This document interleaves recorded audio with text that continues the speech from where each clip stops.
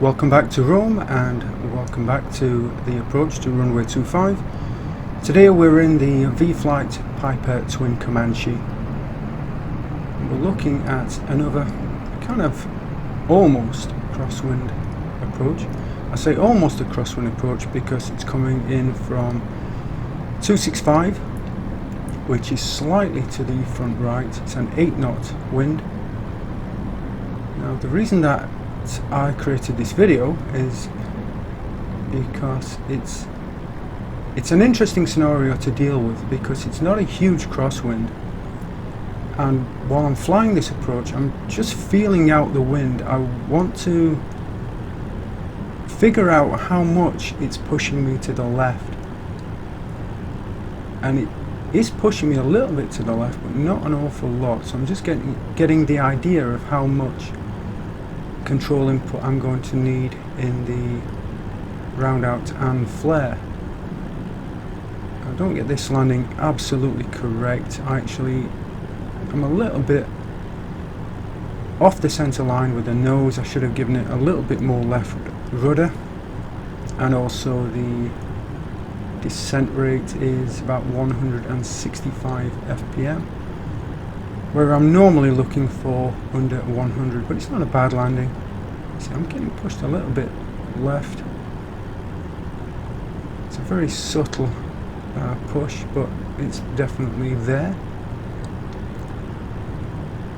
So that's looking at this approach. I'm going to talk a little bit more in the next section about crosswind landings in general, and finally I'll talk a little bit about the channel and things that are coming up. So as you see here, I'm just trying to keep it as much down center line as possible.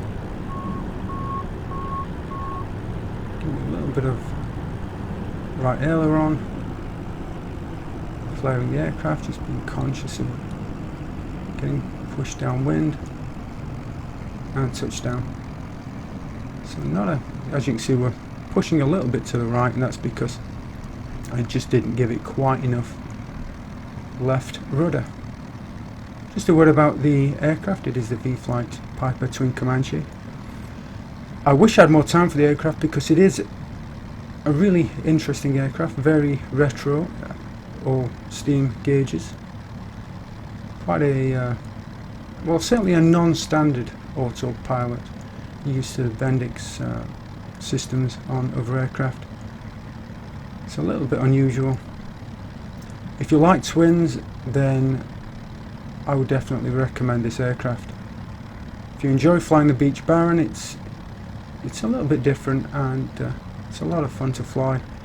It's fairly docile on the approach, not overly complicated to fly, but again just a little bit different to what you might normally be used to flying. So what I would say also about crosswind landing practice, one thing I don't think I've mentioned before, I think it's important every time you do an approach like this that afterwards you don't just take the aircraft back out and do the same thing again, that you actually look at the replay. I will typically look at the replay from two perspectives. One is behind and slightly above the aircraft on approach, and I'm really looking at center line. I'm looking at deviations from center line, and I'm looking at the position of the aircraft in the round out and flare, and checking how much I'm sticking to center line. The other view that I will look at is from the side, level with the wheels, and I'm looking at the flare. It's also sometimes useful if you're dealing with a particularly strong crosswind.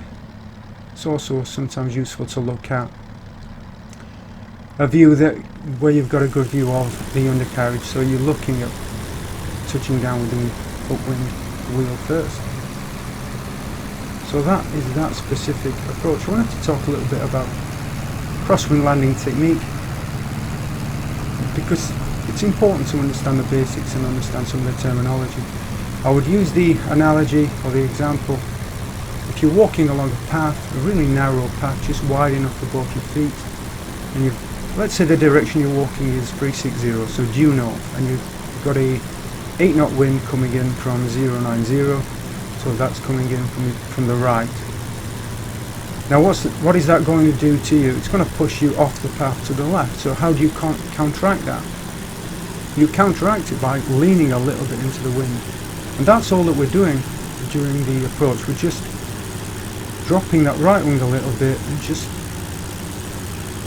avoiding the aircraft being pushed downwind.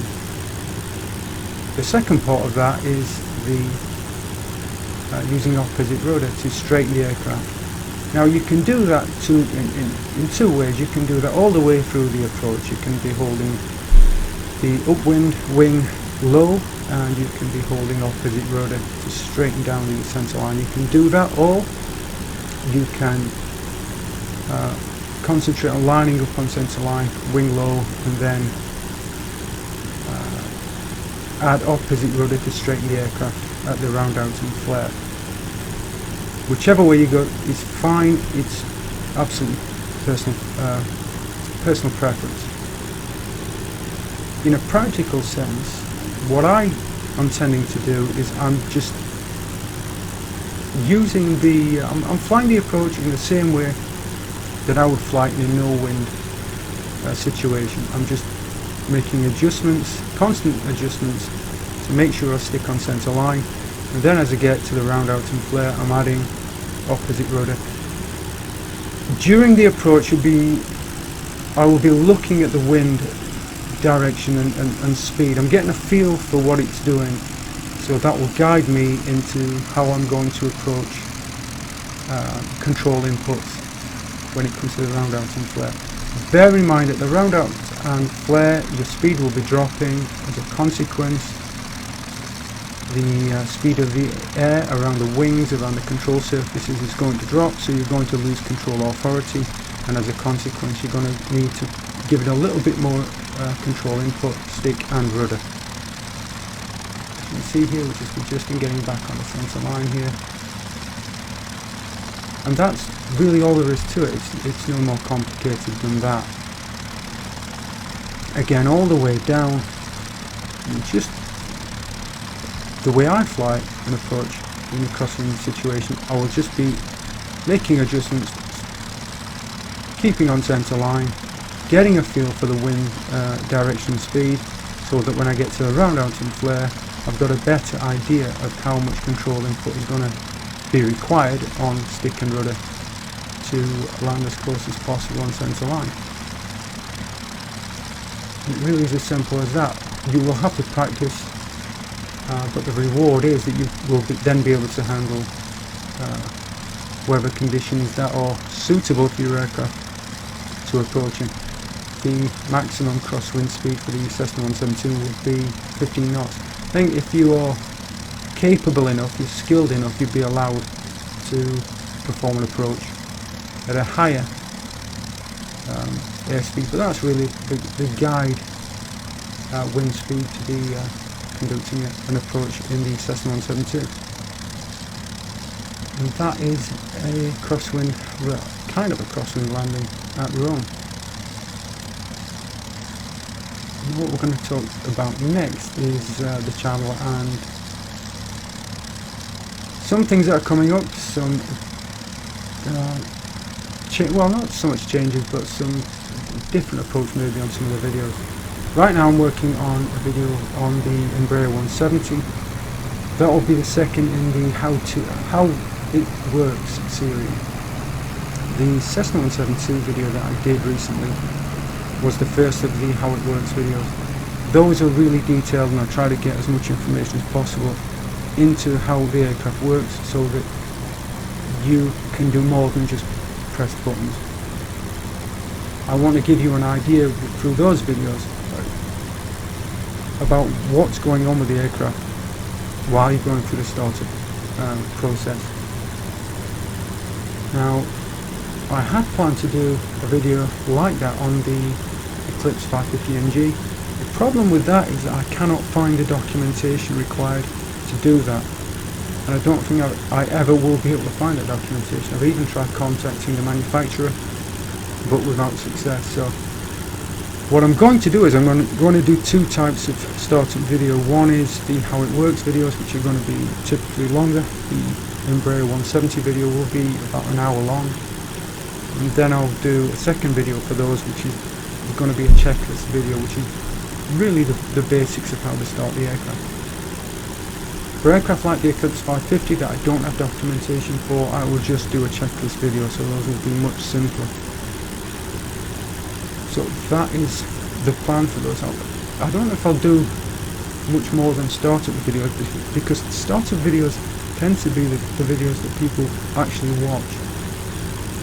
It seems like the longer we go into a series, the fewer viewers stick with that series, so I might just stick with that.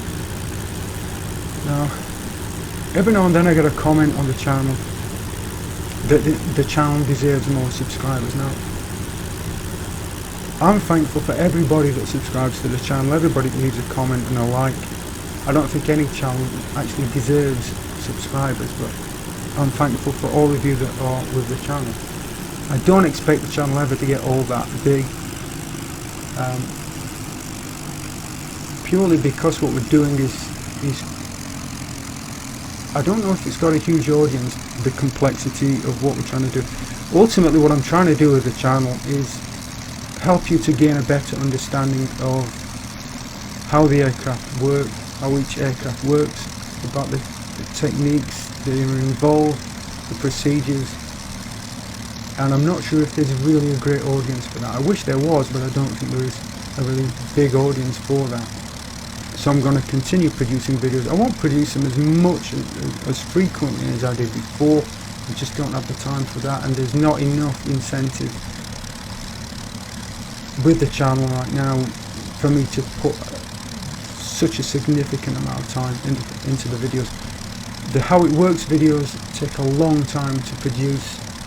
There's a lot of work goes into those, including research, recording, editing, and I can't really justify the time required to put one of those out every single week. But what I will do is I'll continue with those tutorial videos. Some big videos coming up throughout the rest of this year. I've got one or two plans to do things with different sims, so that will continue throughout the rest of this year and into next year.